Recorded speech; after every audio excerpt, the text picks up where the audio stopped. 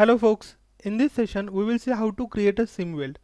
Before going for sim, if you have taken the projection at the location where the sim is going to create, then it would be very easier to create the sim weld.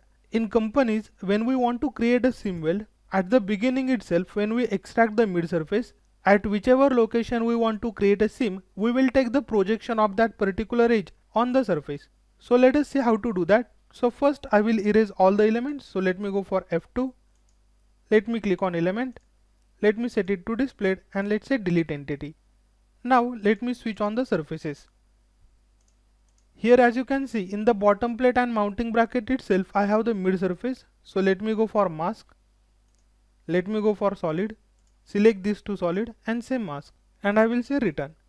Here I want to create a sim weld for this entire edge. So first I will take a projection of this edge on the surface. Here let me set it to 2D topology and then I will go for shift F9, that is surface edit. Select this surface, select the surface edge. I will select this surface edge and also same thing I want to do it over here. So let me click over here and let's say trim.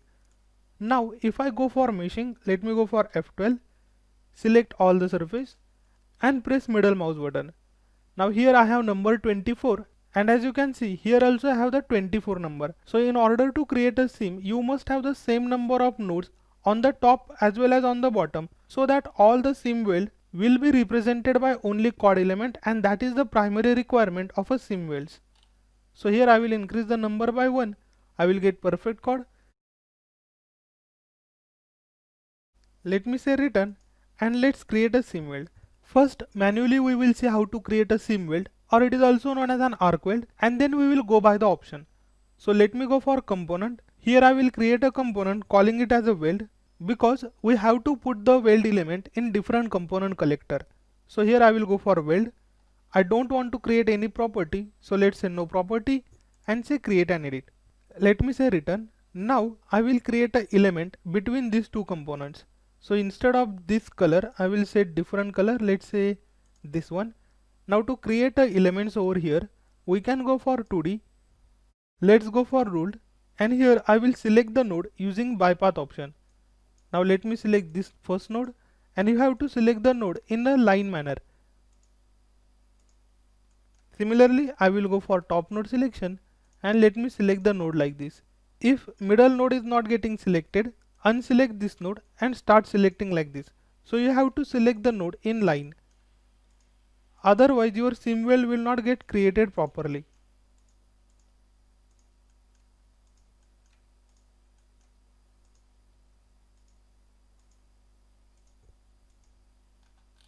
Now once you are done with the selection, just cross check whether you have not selected an extra node.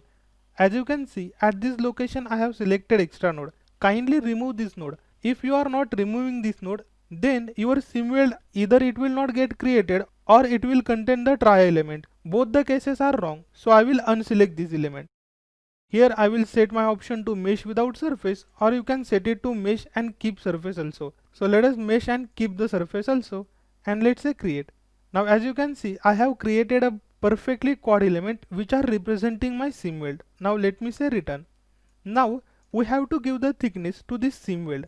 Different organizations give weld thickness in different manner. For example, in some of the company they like to give this weld thickness minimum of the two component, or in some company they will calculate the weld thickness by using the throat thickness formula that we have learned in the engineering. For time being I am going to go with the minimum element length. So let us go for property. Here I will go for bottom plate property and I will look for the thickness. As you can see here thickness is 2 mm, and similarly I will look for the mounting bracket property and here I will say the thickness, that is 3 mm. So I have the minimum thickness as a 2 mm. Now I will create another property. Here I will set it to weld property, or here you can put weld 2P0, that is thickness is 2.0, because you might have the different component and all of them have the different thicknesses. So you might get different weld having the different thicknesses. So here I will set type to 2D, card image I will keep as it is, and let's say create and edit. And at this location I can go for thickness and I can put the thickness value as 2 and let's say return. Now I will go for component, say assign. This is the component to which I want to assign the thickness, and for the property I will set it to weld 2.0 and say assign. If I go for 2D representation, you will be able to see how the seam weld has been created. This is the same procedure to create the arc weld also. Now let me go for previous view. On the other side, instead of going by the manual method, we can directly go by using automatic option. So let me go for return. Here I will go for 1D, then here I will go for connector, and here we have the seam option. Now first we have to measure how many number of nodes are there. So I can go for return, say return, let's go for tools, say count, node I will select by path option, select first node and select the last node. Let me select selected. As you can see, I have 25 number of nodes. Now let me go for return. Here I will go for 1D, then I will go for connector. Here I will put seam weld, and for the node list I will go by path, select first node, then select last node.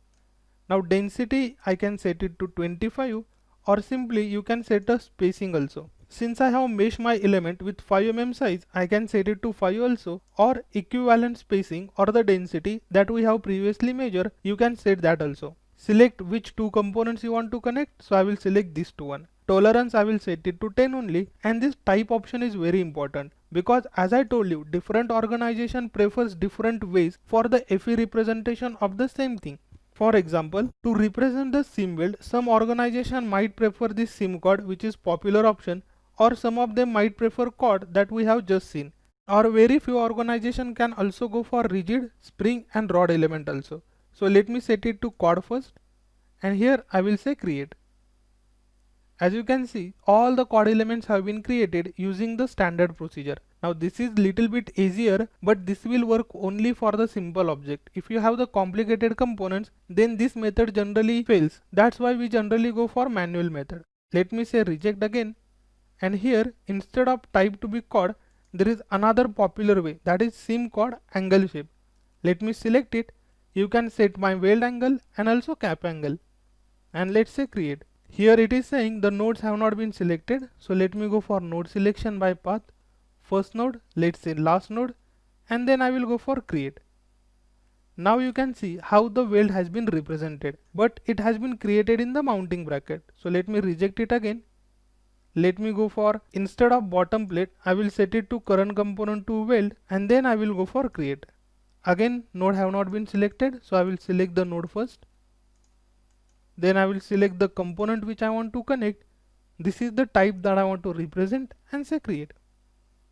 And you can see how the seam weld has been created. So again, different organization prefers different method, but we have created seam welds by using all the popular methods.